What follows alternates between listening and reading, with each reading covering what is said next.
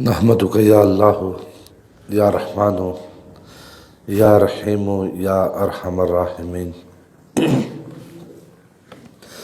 اشہد ان لا الہ الا اللہ والصلاۃ علی محمد صلی اللہ علیہ وسلم واشہد ان محمدا عبدہ ورسولہ لا نبی بعدہ، اما بعد فاعوذ باللہ من الشیطان الرجیم۔ قال اللہ تبارک و تعالی فی القرآن المجید، بسم اللہ الرحمن الرحیم۔ اقرأ وربک الاکرم الذی علم بالقلم علم الانسان ما لم یعلم، صدق اللہ العظیم۔ اللہم صلی علی سیدنا و مولانا محمد وعلی آل سیدنا و مولانا محمد وبارک وسلم وصلی علیہ۔ حمد و صلوات کے بعد معزز طلباء کرام،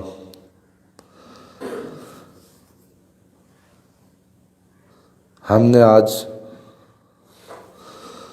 تعلیم و تعلم کے حوالے سے چند باتیں کرنی ہیں۔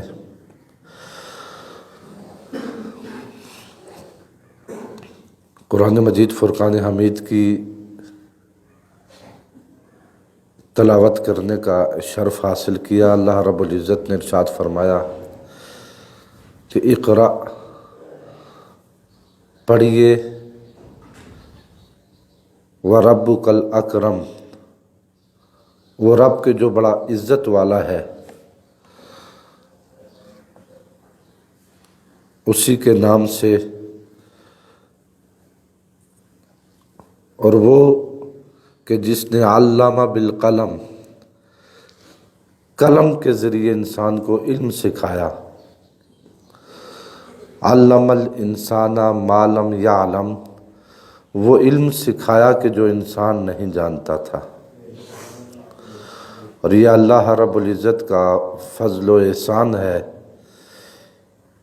کہ اس نے اس بڑی دنیا میں، اتنی مخلوق میں مجھے اور آپ کو چنا اور ہمیں یہ سعادت بخشی کہ ہم اس کے دین کا علم حاصل کرنے یہاں جمع ہیں۔ اور تمام تعریفیں اور خوبیاں اس ذات علیم کی شان کے مناسب ہیں جس نے لوح و قلم بنائے اور انسانوں کو قلم کے ذریعے ہی وہ باتیں سکھلائیں کہ جو وہ نہیں جانتا تھا۔ اور ہمیشہ رحمتیں نازل ہوں اس ذات اقدس پر جو نوع انسانی کی تعلیم و ہدایت و تزکیہ نفوس کے لیے شفقت والے نبی بن کر بھیجے گئے۔ اللہ تعالیٰ درجے بلند فرمائے ان نفوس قدسیہ کے جنہوں نے نبی کریم علیہ السلام کی تعلیمات کو سینے سے لگا کر تمام انسانوں تک پہنچانے کی سعی و جد و جہد کی۔ انسان کے لیے ایمان کے بعد تمام نعمتوں سے بڑی نعمت جو ہے وہ علم کی نعمت دی گئی ہے۔ اس سے بڑھ کر کوئی اور نعمت نہیں، یہ ایک لازوال نعمت ہے۔ جس شخص کو اللہ تعالیٰ نے اس نعمت سے سرفراز فرمایا ہے، اس نعمت کے حصول کے لیے قبول فرمایا، اس شخص کو چاہیے کہ وہ ہمہ تن گوش ہو کر رب کا شکر ادا کرے۔ قرآن و حدیث سے ہمیں رہنمائی ملتی ہے کہ ایک ایسی نعمت ہے یہ جس کے ذریعے انسان اپنی حقیقت کا ادراک صحیح طور پر کر سکتا ہے، اور بلا مبالغہ کہ جب علم کو اس کی کمیت و کیفیت کے ساتھ من و عن حاصل کیا جاتا ہے اور اس کے آداب کی رعایت کی جاتی ہے تو اس علم کا ایسا نور ملتا ہے جو انسان کو اپنے خالق و مالک کی پہچان کرانے میں معاون ثابت ہوتا ہے۔ یعنی اس علم کے ذریعے نہ صرف یہ کہ بندہ اپنی ذات کی پہچان کرتا ہے بلکہ اللہ رب العزت کی پہچان بھی اسی علم سے حاصل ہوتی ہے۔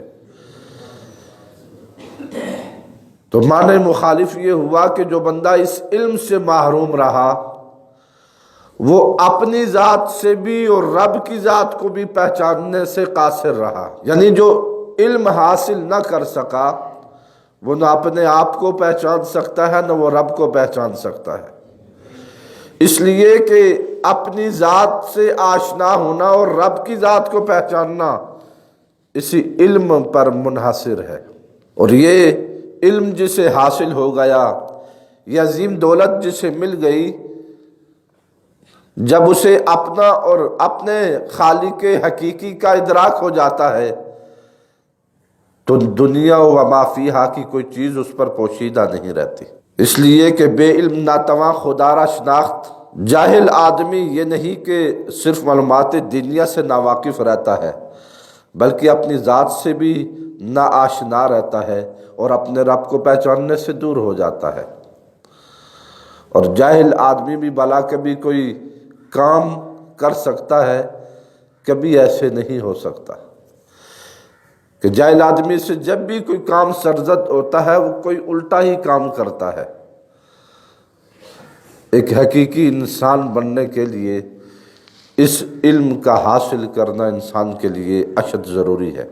حدیث مبارکہ میں اللہ کے پیارے محبوب علیہ السلام نے فرمایا طلب العلم فریضۃ علی کل مسلم، کہ علم حاصل کرنا ہر مسلمان پر فرض ہے۔ وہ اسی لیے ہے کہ جب انسان علم حاصل کر لیتا ہے تو وہ جائز اور ناجائز، حلال اور حرام، اچھے اور برے کی تمیز کر لیتا ہے، اور جسے ان چیزوں کی تمیز ہو جائے، فرق محسوس ہو جائے، یقینی طور پر وہ اپنی زندگی کو خالق کائنات کی مالک و مرضی کے مطابق بسر کر سکتا ہے اور وہ لوگوں کی اچھے انداز سے رہنمائی کر سکتا ہے۔ اس لیے ضروری ہے کہ اس علم کے حصول میں لگنے والے طلباء اس نعمت پر اللہ تعالیٰ کا شکر ادا کریں اور اس علم کے ذریعے اپنے خالق حقیقی کو پہچانیں اور اس کے احکامات پر عمل پیرا ہوں اور منہیات سے پرہیز کریں۔ سب سے پہلے تو طالب علم کو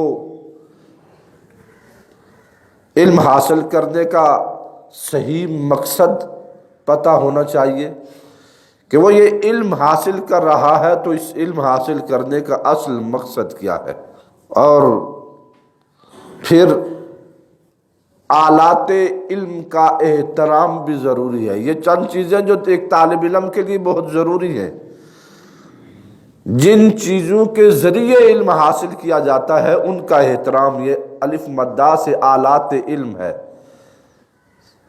ہتھیار جسے آپ کہتے ہیں۔ پھر اس کے ساتھ ساتھ ایک طالب علم کو وقت کی قدر کرنے والا ہونا چاہیے، اسے اساتذہ کی عظمت کا ادراک رکھتے ہوئے آداب بجا لانے چاہیے، حصول علم کا شوق ہونا چاہیے، حصول علم کے لیے محنت کرنے والا ہونا چاہیے، والدین کی قدر کرنے والا ہو اور فکر آخرت رکھنے والا ہو، اعمال صالحہ کا شوق ہو، اعمال سیئہ سے نفرت کرنے والا ہو، ساتھیوں سے یعنی کلاس فیلوز وغیرہ کے حقوق ادا کرنے والا ہو، اچھے اخلاق کا مالک ہو، اور علم کے حصول کے بعد اللہ کی رضا کے لیے تمام انسانوں تک اس علم کو پہنچانے کی فکر بھی اسے ہونی چاہیے۔ جب یہ ساری چیزیں ایک انسان کے اندر جمع ہوں گی تو ان چیزوں کا ادراک کرتے ہوئے اور ان پر عمل کرتے ہوئے ایک بندہ جب آگے بڑھتا ہے اور حصول علم کے لیے کوشش کرتا ہے تو وہ دنیا اور آخرت میں ہمیشہ کامیاب ہی رہتا ہے۔ قدم قدم پر کامیابی ہی اس کا مقدر بنتی ہے۔ ایسا انسان جو اس قدر عظیم مقصد لے کر آگے چلتا ہے وہ کبھی بھی کہیں بھی ناکام نہیں ہوتا۔ جب ہمارا مقصد نیک ہو، علم حاصل کرنے کا ہمارا ارادہ فقط رب کی رضا ہو، تو علم سے بھی بہرہ ور ہوں گے اور کہیں ہمیں ناکامی کا منہ نہیں دیکھنا پڑے گا۔ اور یقیناً ایسا طالب علم مستقبل میں ایک تابندہ ستارہ بن کر چمکے گا۔ امام شافعی علیہ رحمہ فرماتے ہیں کہ فقیہن و صوفیًا فکن لیس واحدًا فإنی وحق اللہ ایاک انسہ فذالک قاص لم یزق قلبہ تقیًا وہذا جہول وکیف ذو الجہل یصلح۔ کہتے ہیں یعنی تم فقیہ اور صوفی بیک وقت دونوں ہی بنو، یعنی تم فقیہ بھی بنو اور صوفی بھی بنو، مجھے باخدا تمہاری خیر خواہی مطلوب ہے۔ وجہ یہ ہے کہ میرا صاحب علم سخت دل ہوتا ہے، جو فقط علم ہی حاصل کرتا ہے وہ سخت دل ہوتا ہے، اس کے دل کو تقوی کا ذائقہ نہیں ملا ہوتا۔ اور میرا صوفی تو بالکل ہی جاہل ہے، اور کبھی دیکھا کہ جاہل بھی کام کا بنا۔ یعنی ایک طالب علم کے لیے علم کے حصول کے ساتھ ساتھ اسے صوفی بھی بننا چاہیے۔ اور اگر میں آسان کر کے آپ کے لیے بیان کروں تو امام شافعی کا در اصل مقصد صوفی سے یہ ہے کہ ایک طالب علم کو علم حاصل کرنے کے ساتھ ساتھ عامل بھی بننا چاہیے۔ یہ عامل یہ والا نہیں جو جادوگر وغیرہ ہے، یہ عامل سے مراد اپنے علم پر عمل کرنے والا ہے، چونکہ محض پڑھنا لکھنا سیکھنا یہ تو تعلیم ہے، اور عمل کرنے کا پریکٹیکل کرنا اور عمل کرنے کی ترغیب بھی پڑھنا دراصل یہ تربیت ہے۔ اور جہاں تعلیم و تربیت اگٹھے مل جائیں وہاں حقیقت میں عالم فقط عالم نہیں ہوتا بلکہ بعمل عالم بنتا ہے۔ اور تعلیم و تربیت دونوں جب مل جائے تو معاشرے کو ایک بعمل عالم ملتا ہے، اور اگر ہم اس پر کوشش کریں تو ہم عالم بعمل بن سکتے ہیں۔ اور جب علم آ جائے تو علم کے مطابق عمل کرنا کوئی مشکل نہیں ہے، بالکل آسان ہے۔ دین پر عمل کرنا تو کوئی مشکل ہے ہی نہیں، اور اگر ہم کوشش کریں تو ایک اچھے بعمل عالم دین یقیناً بن سکتے ہیں۔ آپ تاریخ اٹھا کے جب دیکھتے ہیں جتنے بھی اولیاء کرام ہیں، جتنے بھی بزرگان دین ہیں، انہوں نے دین پڑھا ہے اور اس پر عمل کیا ہے، اور انہوں نے عمل کرتے کرتے یہ مقام حاصل کر لیا ہے۔ آج اگر آپ بھی دین کو سیکھنے کے ساتھ ساتھ اس پر عمل کرتے رہیں تو آپ کو اللہ رب العزت ضرور وہ مقام و مرتبہ عطا فرمائے گا۔ اس لیے عالم بنو تو بعمل عالم۔ محض علم سیکھنا کچھ فائدہ نہیں دیتا جب تک اس پر عمل نہ کیا جائے۔ امام غزالی علیہ رحمہ کو دیکھو کہ وہ مدرسہ نظامیہ بغداد میں جب داخل ہوئے اور اس قدر محنت کی کہ وہاں حجت الاسلام کا لقب پا کر وہاں سے نکلے۔ اور ایک مرتبہ ہوا یوں کہ سنجر کے وزیر اعظم مدرسہ نظامیہ کے دورے پر آئے۔ وزیر اعظم نے مدرسہ کے طلباء کا امتحان لیا اور ہر ایک سے پوچھا کہ بتاؤ علم دین حاصل کرنے کا مقصد کیا ہے، وہ کیوں علم دین حاصل کر رہے ہیں۔ اب ہر ایک سے سوال کیا، کوئی کہہ رہا تھا کہ میرا ارادہ فلاں بننے کا ہے، فلاں مرتبہ حاصل کرنے کا ہے، میں اتنا بڑا آدمی بننا چاہتا ہوں، میں یہ کرنا چاہتا ہوں، یہ کرنا چاہتا ہوں۔ اب طلباء کے یہ جواب سن کر وہ وزیر اعظم پریشان ہوا اور دل میں سوچنے لگا کہ اس مدرسے کے کھولنے کا کوئی مقصد تو نہ ہوا، اسے تو بند ہی کرنا چاہیے، اصل مقصد تو حاصل نہیں ہو رہا۔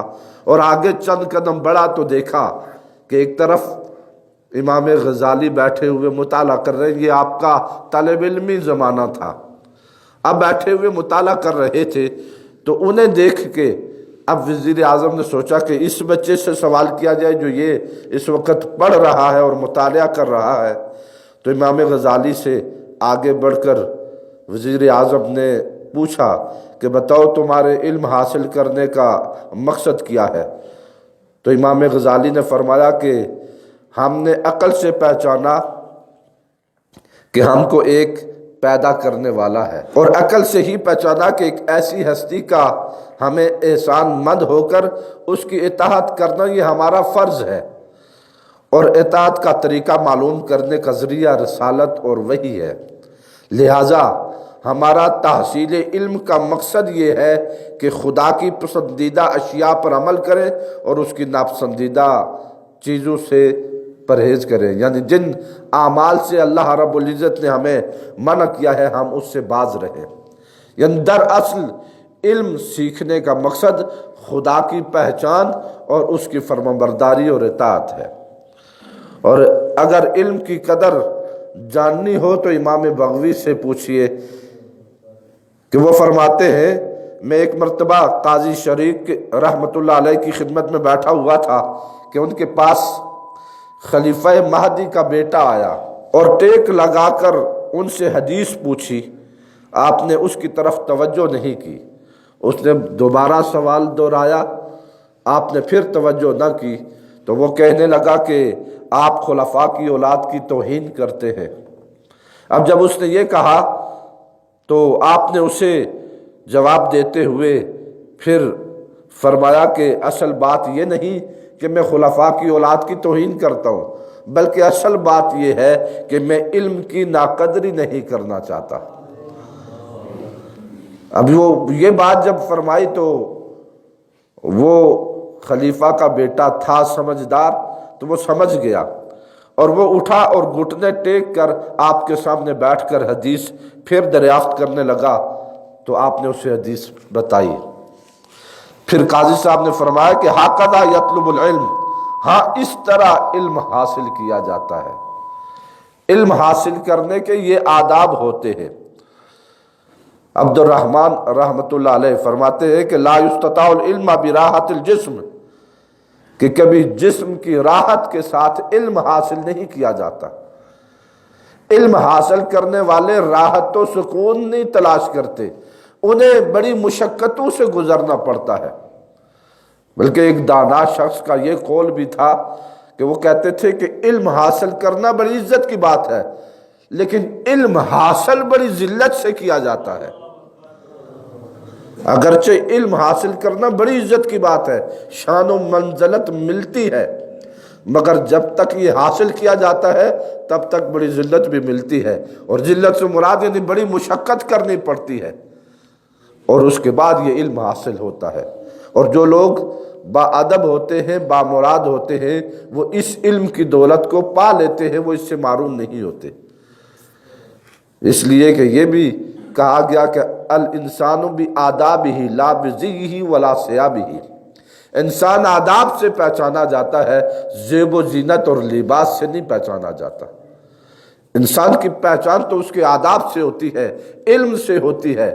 لوگ یہی دیکھتے ہیں کہ یہ کتنا مؤدب ہے، یہ کتنا پڑھا لکھا ہے، اسے بات کرنے کا سلیقہ آتا ہے، اسے اٹھنے بیٹھنے چلنے پھرنے کا سلیقہ آتا ہے، اور جو لوگ ان چیزوں سے مزین ہوتے ہیں دراصل علم کا پیکر وہی ہوتے ہیں۔ اور اگر ہم ان چیزوں کا لحاظ رکھیں، اب دیکھیے شیخ عبداللہ محدث دہلوی آپ فرماتے ہیں کہ بے ادب را علم و فن آموختن دادن تیغ بدست راہزن، کہ بے ادب آدمی کو علم سکھانا ایسے ہے جیسے راہزن کے ہاتھ میں تلوار دے دینا۔ بے ادب کو تو علم بھی نہیں سکھانا چاہیے، اور بزرگ اس سے منع کیا کرتے تھے، ایسے شخص کو وہ کبھی علم نہیں سکھاتے تھے۔ میں نے ابھی جو قاضی صاحب کا واقعہ سنایا کہ جو ٹیک لگا کر حدیث پوچھ رہا تھا، آپ نے اس کی طرف توجہ بھی نہیں کی، اور جب دو زانو ہو کے سامنے بیٹھا تو آپ نے اس وقت اسے حدیث بیان کی۔ اس لیے کہ جس شخص کے اندر ادب نہ ہو وہ علم پا ہی نہیں سکتا۔ یہ علم ایک نور ہے جو مؤدب لوگوں کے سینوں میں آتا ہے، یہ علم ایک ایسا نور ہے جو پاکیزہ دلوں میں گھر بناتا ہے، یہ بے ادب اور گستاخ لوگوں کے سینوں میں ٹھہرتا نہیں ہے۔ اور اگر کسی کے سینے میں کوئی تھوڑا بہت علم آ بھی جائے تو وہ علم اسے فائدہ نہیں دیتا ہے۔ یہ علم فائدہ بھی انہی کو دیتا ہے جو علم سے فائدہ اٹھانا جانتے ہوں یا کوشش کرنے والے ہوں۔ ایسے لوگ جو مؤدب ہوتے ہیں، جو آلات علم کا احترام کرنے اور جاننے والے ہوتے ہیں، جو ان چیزوں کا لحاظ کرنے والے ہوتے ہیں، ہم جس سے علم حاصل کریں، یعنی ایک کتاب ہے وہ آلات علم میں شامل ہے۔ اگر ہم اس کتاب کا ادب نہیں جانتے، ہم اس کتاب کا احترام کرنا نہیں جانتے، تو ہم علم حاصل نہیں کر سکتے۔